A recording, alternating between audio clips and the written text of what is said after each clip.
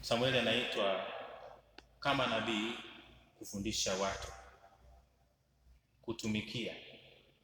Swala la utumishi linaonekana katika Injili, sehemu ya Injili tuliyosikia Marko, ambapo mama mkwe wa Petro anapoponywa, kitu cha kwanza anachokifanya kadiri ya Marko ni kuwatumikia.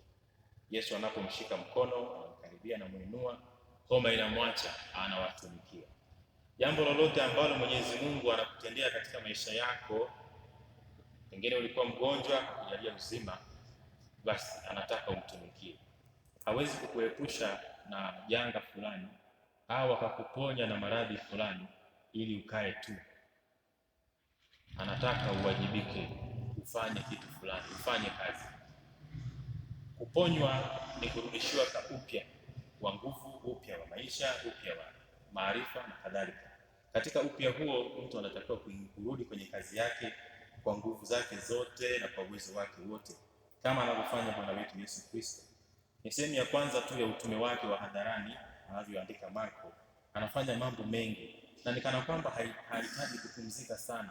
Anapokwenda kusali, watu wanapomtafuta, anawaambia wafuasi wake twende na mahali pengine, huko nako hahitaji kusikia neno hili.